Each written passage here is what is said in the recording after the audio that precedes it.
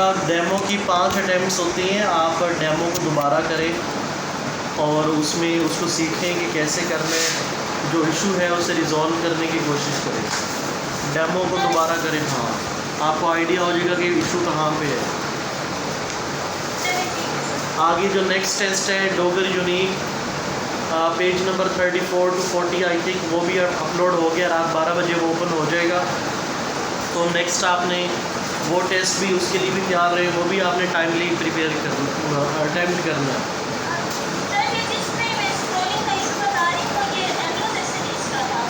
जी जी, मुझे समझ आ गई है, लेकिन वो नेट का इशू हो सकता है, मोबाइल का इशू हो सकता है। अक्सर कभी ऐसा हुआ नहीं है।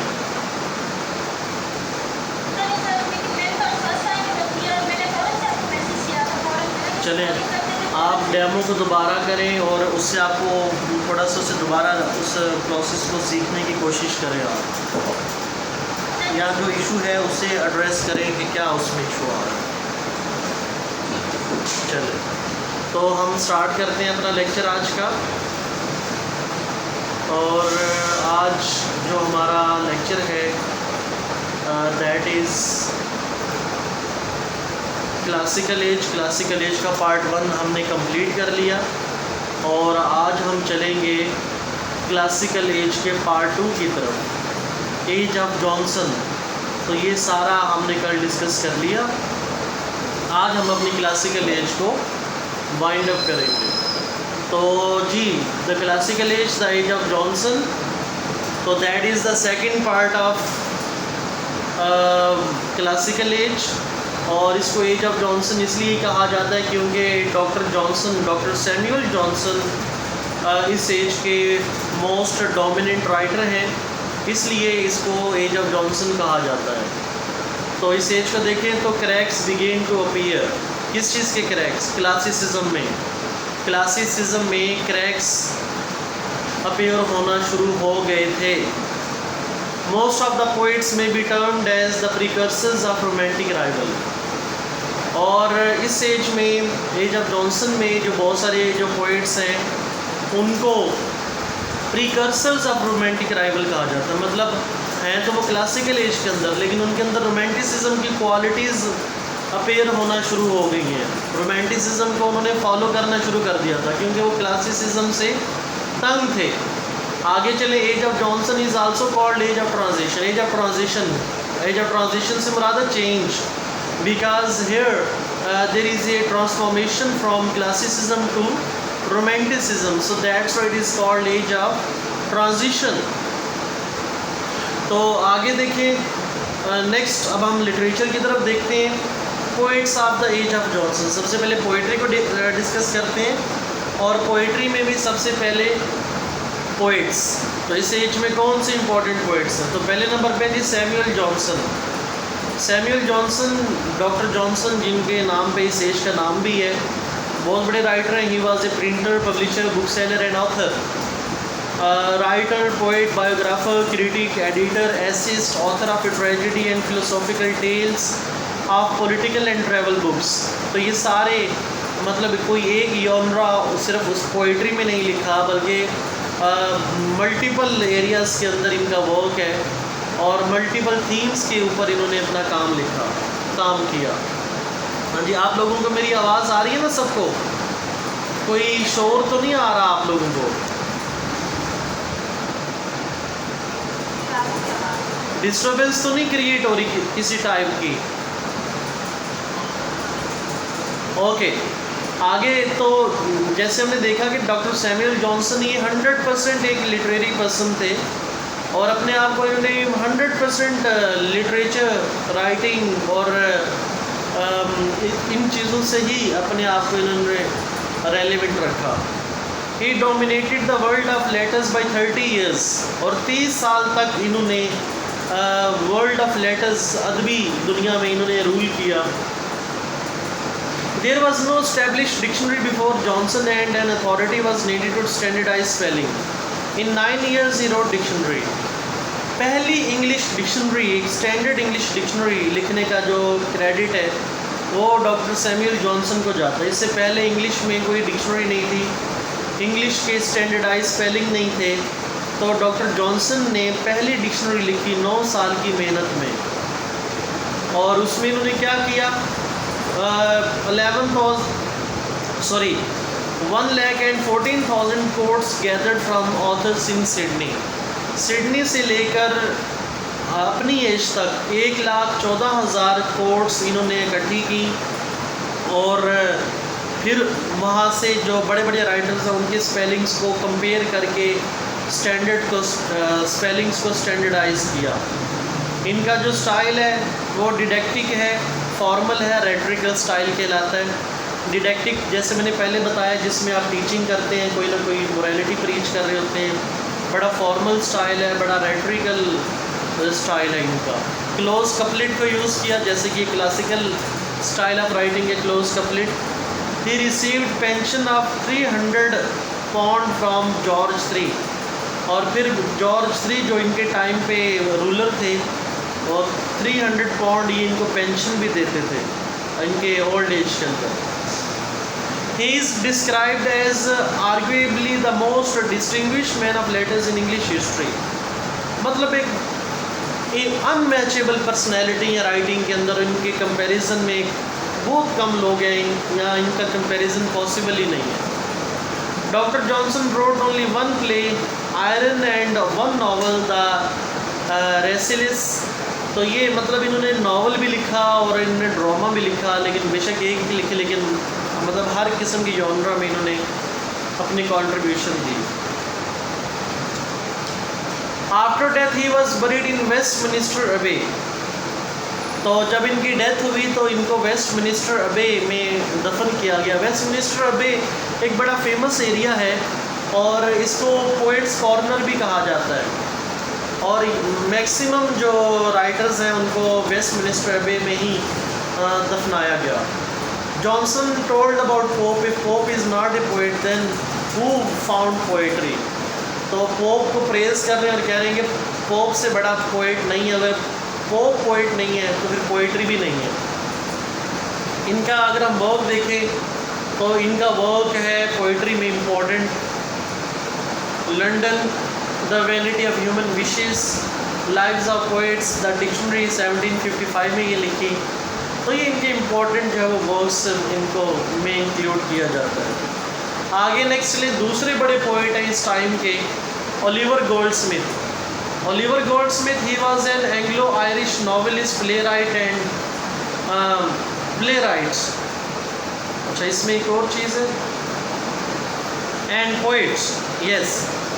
तो ये बेसिकली आयरिश है, एंग्लो आयरिश है। इनकी बर्थ जो है वो आयरलैंड की है। नॉवेलिस्ट भी हैं, प्लेराइट भी हैं और पोइट भी हैं। Pope was the limit of classical literature. Pope को ये प्रेज कर रहे हैं और पोप के बारे में कह रहे हैं कि अलेक्जेंडर पोप ने क्लासिकल लिटरेचर की लिमिट सेट की है। मतलब अगर क्लासिकल लिटरेचर को डिफ़ाइन करना है तो आप पोप को पढ़ लें। 1 मिनट जी।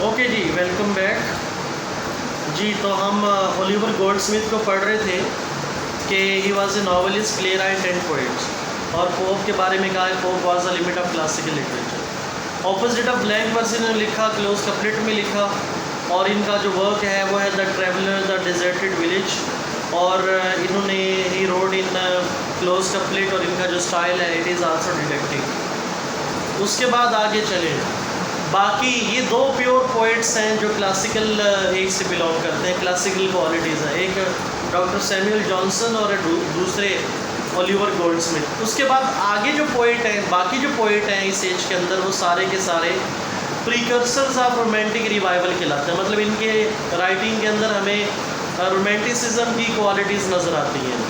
जैसे कि जेम्स थॉमसन है, इनका वर्क है, और ये माइनर पोइट कहलाते हैं, बड़े पोइट भी नहीं कहलाते। इनका वर्क है the season, the castle of indolence, और and he follows a Miltonic tradition. Milton को फॉलो कर रहे हैं, इसका मतलब रोमांटिक है, मिल्टन रोमांटिक थे।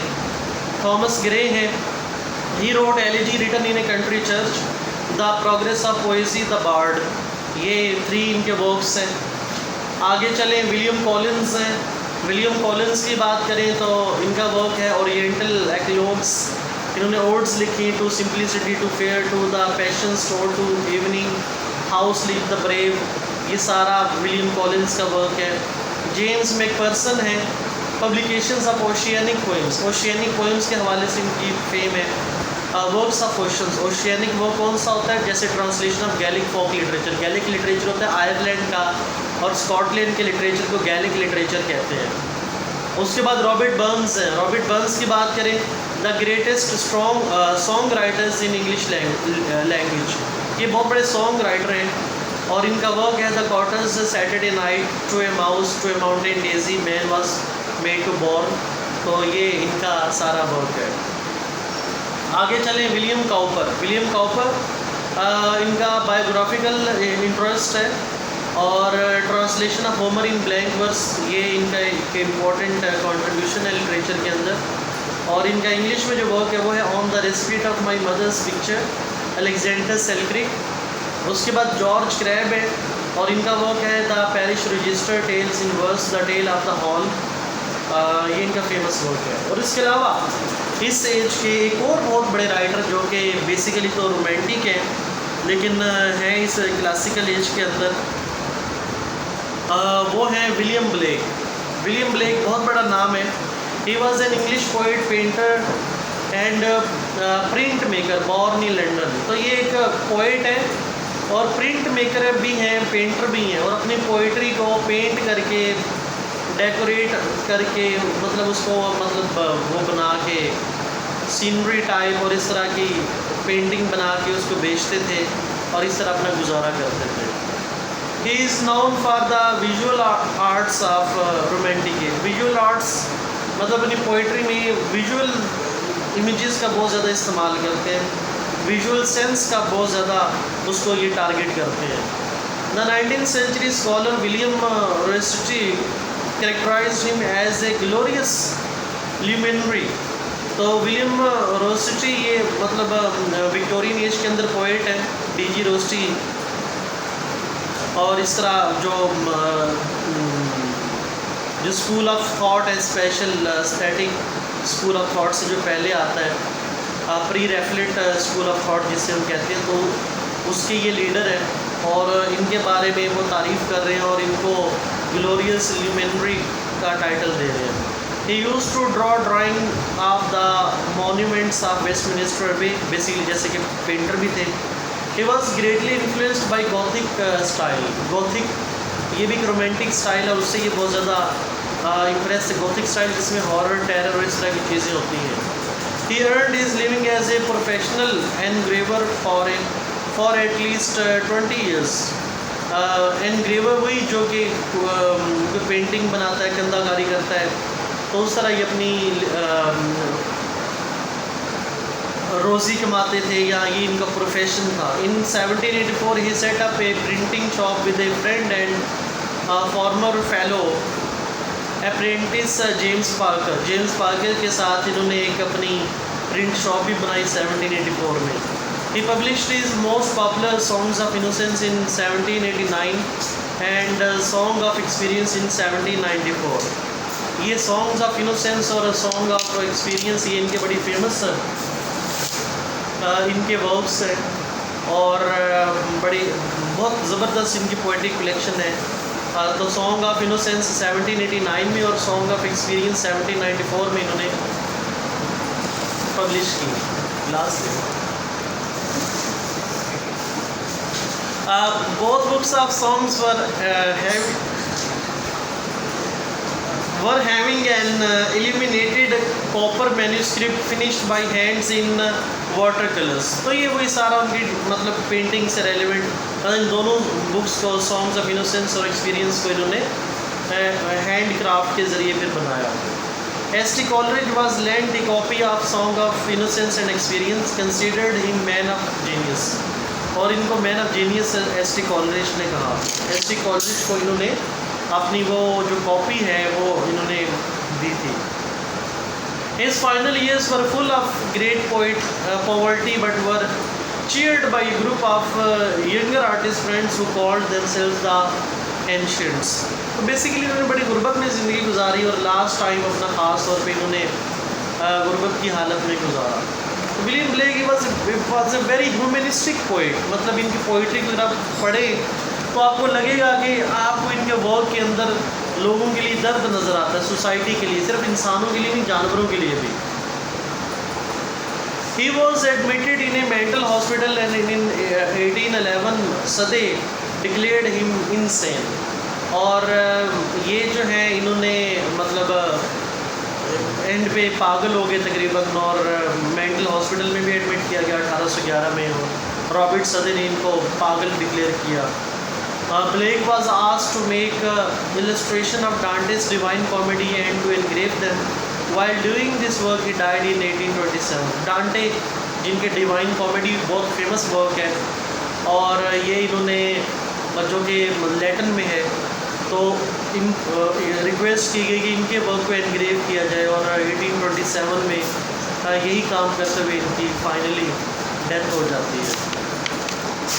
और आगे देखें इनका जो वर्क है, it is a complete break from classical poetry. Classical poetry से मुकम्मल इन्होंने मतलब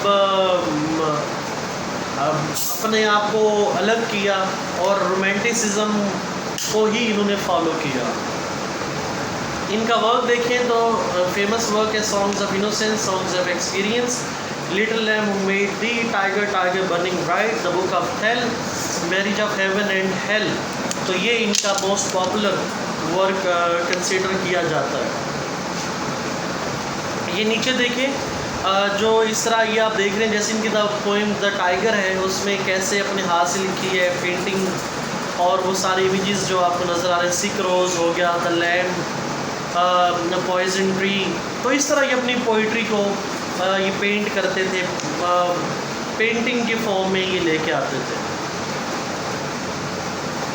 तो बहुत बड़े ये पोइट हैं और अक्सर मैं जब भी ये विलियम ब्लेक के बारे में बताता हूँ तो ये भी बात लाजमी बताता हूँ कि ये जिस तरह शेक्सपियर की कोई फॉर्मल एजुकेशन नहीं थी, इनकी तो बिल्कुल ही कोई एजुकेशन नहीं थी। मतलब ये किसी स्कूल में इन्होंने तालीम हासिल नहीं की।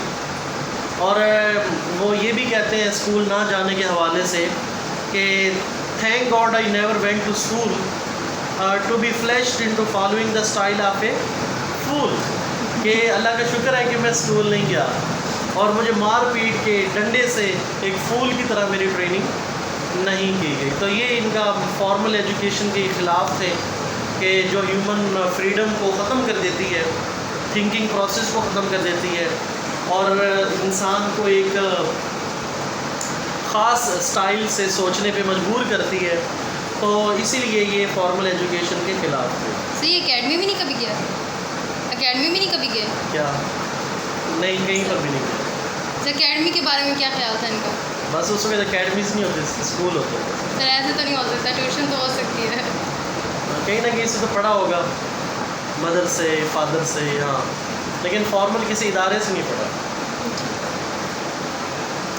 तो यहाँ पे हमारी पोइट्री कंप्लीट होती है। पोइट्री में सिर्फ दो क्लासिकल पोइट हैं, डॉक्टर सैमुअल जॉनसन और ओलिवर गोल्डस्मिथ। इसके अलावा जो बाकी राइटर्स हैं वो सारे के सारे क्या हैं, वो रोमांटिक प्रिकर्सर्स हैं। अब उसके बाद आगे चलें तो 18th सेंचुरी नावल यहाँ से नावल की बुनियाद रखी जाती है 18वीं सेंचुरी के अंदर, 18वीं सदी के अंदर। डिस्कवरी ऑफ नावल है, John banyan the Pioneer of modern novel कहा जाता है। द पिलग्रिम प्रोग्रेस अगर आपको याद हो तो हमने पढ़ा था, याद है? पिलग्रिम प्रोग्रेस किसने लिखा है? जॉन बनियन ने लिखा तो है सामने, फिर भी नहीं बता रहे। स्लाइड नहीं है सामने मेरे। ओके, तो जॉन बनियन ने जो पिलग्रिम प्रोग्रेस लिखा, प्रोज वर्क है, लेकिन कहा जाता है कि इस वर्क ने नावल की बुनियाद रखी। पिलग्रिम प्रोग्रेस के बाद फिर डैनियल डेफिन ने रॉबिन्सन क्रूसो लिखा, कहा गया कि वो नावल है पहला, लेकिन फिर ऐसा भी नहीं हुआ, उसे भी नावल की कैटेगरी से निकाल दिया गया। फिर Pamela, that was considered as the first novel by Richardson. ठीक है, अगर हम इससे भी पीछे जाए, जॉन बनियन से भी पीछे जाए, तो चौसर, जियोफ्री चौसर का जो वर्क है, हाँ जी, उनका कौन सा वर्क है जो आप पढ़ते भी हैं? Pilgrims, what, Canterbury tales. Canterbury tales, prologue to the Canterbury tales आप पढ़ते हैं, लेकिन वो कैंटरबरी टेल्स है पूरी स्टोरीज की एक कलेक्शन है। तो कहा जाता है कि जो कैंटरबरी टेल्स है बेसिकली उसने नावल की बुनियाद रखी, इसलिए चौसर को grand father of English novel कहा जाता है। तो चौसर, फिर उसके बाद जॉन बनियन के बाद फिर रॉबिन्सन क्रूसो बाय डैनियल डेफे, और फिर रिचर्डसन ने फाइनली पामिला लिखा। तो ये नावल की जर्नी है। Daniel Defoe real creator of autobiographical fiction. Daniel Defoe तो फिक्शन राइटर थे और नावल राइटर नहीं है। There is a difference between novel and fiction. अभी मैं आपसे पूछूंगा अभी कि नावल और फिक्शन में क्या फ़र्क होता है, फिक्शन को नावल क्यों नहीं कहा जाता। तो इनके जो फिक्शनल वर्क है वो रॉबिन्सन क्रूसो है, कैप्टन सिगलेटन है, ये फेमस इनके मतलब मॉल फ्लैंडर्स वो हमने कल पढ़ा था, तो ये इनकी फेमस फिक्शनल वर्क्स हैं। नीचे देखें, 4 wheels of novel, English novel. 4 wheels of English novel कौन से हैं? रिचर्डसन है, हेनरी फील्डिंग है, टोबी स्मॉलेट है, लॉरेंस स्टर्न है। So these 4 writers are known as 4 wheels of English novel, because यहाँ से इंग्लिश नावल की गाड़ी स्टार्ट होती है और फिर उसकी जो जर्नी है वो लगातार चलती रहती है। तो आज इस वक्त भी नावल पूरी दुनिया में, इंग्लिश लिटरेचर में, हर लिटरेचर में नावल मोस्ट फेमस जॉनरा है, और नावल जो हम continuously day by day grow ही करता जा रहा है। The first novelist 1689 to 1761 credited with the writing of the first modern novel. First novel के ये बानी है। He was a printer as well, publisher थे, प्रिंटर थे। He had a natural talent of letter writing. He is frequently employed by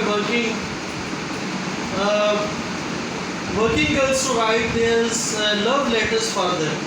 ये basically letter जो है वो लेटर राइटिंग में बहुत एक्सपर्ट थे, और ख़ास तौर पर जो है इनको हायर किया जाता था और लेटर्स लिखवाने के लिए गर्ल्स जो वो इनको हायर करती थी और वो उनके लिए लेटर्स लिखवाया करते थे। Richardson is not only known as the first novelist of character but also the first novelist of feminine character. तो ये first novelist of feminine character, अगर आपने पामिला पढ़ा है तो आपको उसमें सारा फेमिनिस्टिक एलिमेंट्स आपको नजर आता है, मतलब फीमेल के राइट्स की बात होती है, तो फीमेल के बारे में उनके कैरेक्टर की बात होती है। इस famous novel in the form of epistles is Pamela और वर्चू रिवॉर्डेड। तो एक जो पहला इन्होंने जो वर्क लिखा, नावल लिखा, उसका नाम पामिला था, या उसका सेकंड टाइटल देखें तो वर्चू रिवॉर्डेड उसे कहा जाता है। And endless series of letters telling of the trials, tribulations and finally happy marriage of two sweet young maiden, published in 4 volumes in 1740 to 1741। तो बेसिकली ये जो नावल है ये लेटर्स के फॉर्म में है। जैसे कि जो इसमें हीरोइन है पामिला, वो लेटर्स के ज़रिए अपने घर के वालों के साथ कम्युनिकेशन करती थी और उन लेटर्स के ज़रिए उसकी स्टोरी के बारे में पता लगता था। तो इसलिए इसको एपिस्टल्स फॉर्म कहा जाता है, कि जो एपिसोडिकल फॉर्म जिसमें लेटर्स की तरह फॉर्म में जो नावल लिखा जाए, पार्ट्स में नावल को लिखा जाए।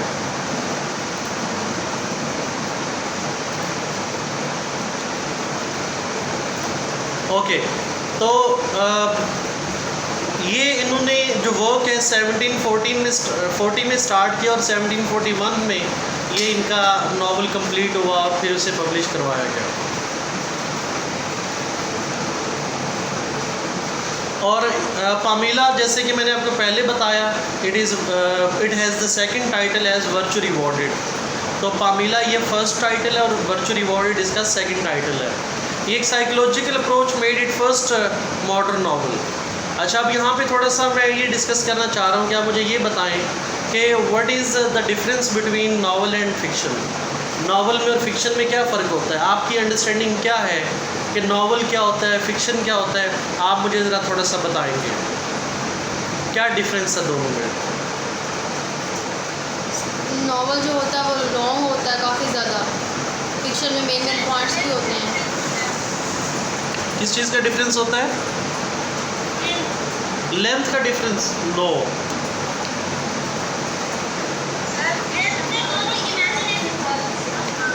दोनों इमेजिनेटिव, हाँ दोनों इमेजिनेटिव हो सकते हैं, वो तो होंगे,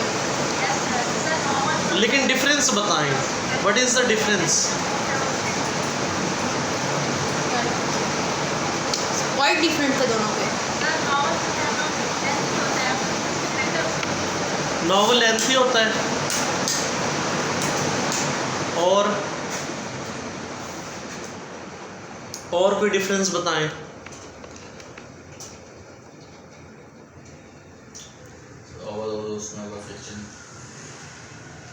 क्वाइट डिफरेंट है दोनों के पॉइंट। सिर्फ प्लॉट पे डिपेंड होता है कि नॉवेल में सब प्लॉट ज्यादा होते हैं। नो, ये भी नहीं है।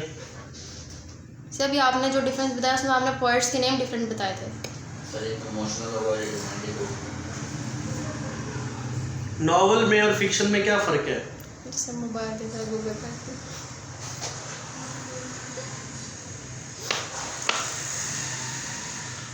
What is the difference between novel and fiction?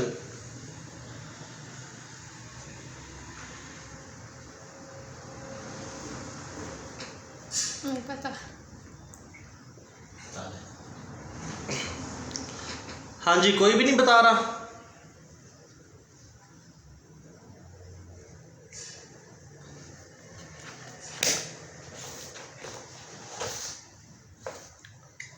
जी, मुझे अंडरस्टैंड वो बताया, वो तो लेंथ, मुझे तो यही लगता है कि जो नॉवेल होता है उसमें लेंथ ज्यादा होती है, सब प्लॉट ज्यादा होते हैं, और फिक्शन में होता है तो दोनों इमेजिनेटिव वर्क्स हैं, लेकिन फिक्शन के अंदर थोड़ी शॉर्ट होता है। अब चले, आपने जो आपने बताया ठीक है, किसी हद तक आप अपनी जगह पे ठीक हैं, लेकिन ना नावल और फिक्शन में बहुत ज़्यादा डिफरेंस होता है। अभी जो हमने यहाँ पे लाइन पढ़ी है, एक psychological approach made it first modern novel. तो बेसिकली जो फिक्शन होता है, फिक्शन जो है वो साइकोलॉजिकल नहीं होता, जो नावल है वो साइकोलॉजिकल होता है।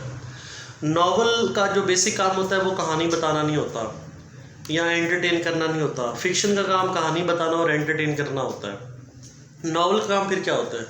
नावल का काम ये होता है कि human personality, human mind, human heart को एक्सप्लोर किया जाए।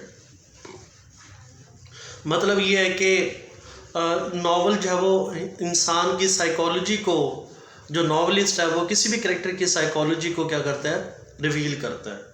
फॉर एग्जांपल, एक जैसे अगर आपने मिल ऑन द फ्लॉस पढ़ा है, मिल ऑन द फ्लॉस में मैगी की कहानी है, तो मैगी, अब वो सारा नावल मैगी के गिर्द घूमता है। जैसे कि हर शख्स के लाइफ में प्रॉब्लम्स होते हैं, वो उन प्रॉब्लम्स या उन सर्कमस्टांसेस की वजह से उसकी एक डिफरेंट पर्सनैलिटी बनती है। तो नावल में बेसिकली यही चीज़ एक्सपोज की जाती है कि जो कैरेक्टर है, एक जो पर्सन है, अगर वो आज इस तरह बना है तो वो उसके इस तरह बनने में क्या क्या हालात थे, किन चीज़ों ने रोल प्ले किया। ठीक है, तो उसको हम साइकोलॉजिकल उसके जो पर्सपेक्टिव्स हैं वो देखते हैं, उस कैरेक्टर के उसकी पर्सनैलिटी को रिवील करते हैं, उसके इमोशंस को रिवील करते हैं। तो बेसिकली यही मतलब नावल का बेसिक टास्क है कि इंसान को एक्सपोज करना, उसकी पर्सनैलिटी को एक्सपोज करना, ये देखना कि वो ऐसा है तो ऐसा क्यों है, उसकी लाइफ में क्या ट्रेजेडीज़ आई, उसके इमोशंस ऐसे कैसे बिल्ड हुए। तो ये that is the basic function of novel. Novel में स्टोरी का होना या एंटरटेनिंग होना ज़रूरी नहीं है। हाँ, फिक्शन जो है, फिक्शन एक ऐसी कहानी होती है जो सिर्फ फॉर फन या जो आप मज़े लेने के लिए पढ़ते हैं, टाइम पास के लिए। उसमें कोई ह्यूमन साइकोलॉजी, उसमें इमोशंस या इस तरह की कोई चीज़ें नहीं होती हैं उसके अंदर। लेकिन नावल जो है, नावल उसका काम सिर्फ और सिर्फ ह्यूमन साइकोलॉजी को अंडरस्टैंड करना, एक्सपोज करना, रिवील करना, ये नावल का बेसिक जो टास्क होता है। समझ आ गई है? अगर आप मॉडर्न नावल अगर आपने पढ़े हैं, अगर आपने टू द लाइट हाउस पढ़ा हुआ है, तो आप देखेंगे टू द लाइट हाउस में कोई कहानी ही नहीं है। इतना बड़ा नावल है लेकिन उसमें कहानी है ही नहीं। सारा का सारा नावल जो है वो मिसिस रैमजे के इनर सेल्फ को रिवील कर रहा है। तो बेसिकली नावल का मकसद यही है जो मैंने आपको बताया कि साइकोलॉजिकल जो है वो इश्यूज़ को हाईलाइट करना, कैरेक्टर्स के, हीरोज़ के, हीरोइंस के। तो दैट इज़ बेसिकली नावल। समझ आ गई सबको या नहीं आई?